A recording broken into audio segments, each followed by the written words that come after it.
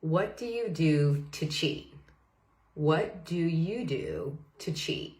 This is a question I get asked with some frequency, given what I do, that really makes me laugh. And why it makes me laugh is that it really illustrates the contrast between the old broken paradigm, something I like to call the force field, the inherited conversations that are simply wildly ineffective in the area of food and weight.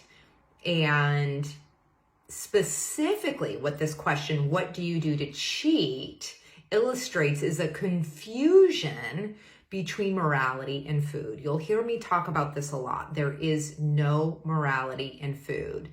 And my hope is that over time, my voice becomes your inner dialogue when you start to contemplate how you've been good or bad, or you feel ashamed of the choices you've made, right? There's a difference between shame and regret, and that's a conversation for another day.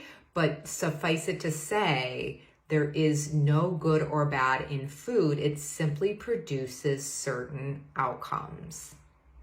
So the question, what do you do to cheat, really brings to life this, force field that 99.9% of the world is owned by, and they just don't even know they're owned by it. It's like the water you're swimming in and you can't even see the water, right? And there is another option, in my journey when, decades ago, when I was struggling with gaining weight and losing weight and what I was eating and wasn't eating and living in this all or nothing paradigm, I really, really got how broken it was and how confused it was about food and morality.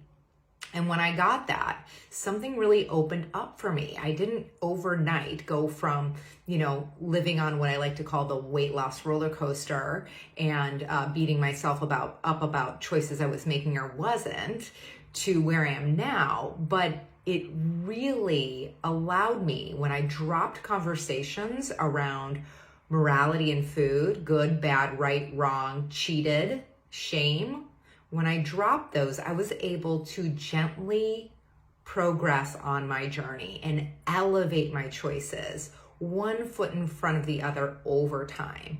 And now where I am, when I hear that question, what do you do to cheat? It sounds so silly. It's like, if you were married and I said to you, what do you do to cheat? I mean, it would be a ridiculous question.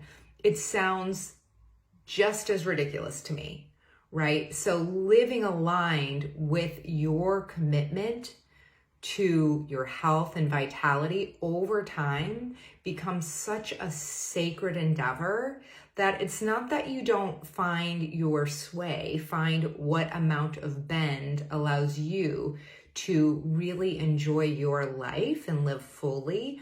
It's just that the sway doesn't impact your outcomes, right? There's a real difference between bending and finding some flexibility in how you live and still being able to produce the outcomes, and living in an all or nothing world where either you have outcomes for a very brief period of time given by deprivation and self-aggression, or you don't, right? So today I really invite you to start to notice any conversations you're having in your mind or with others in your world about food being good or bad, or cheated or not, or feelings of being ashamed about what you've done or haven't done, and start to notice them and see if you can be very, very gentle with them. Think of someone, a little person in your life. Maybe it's a child or a younger sibling or a cousin or a niece or a nephew. And imagine the kind of tenderness you would bring to them if they were beating themselves up about something, right? If they were making themselves wrong. See if you can bring that same kind of gentle tenderness to yourself throughout your day, and also wholeheartedly play your best game. Have a great day.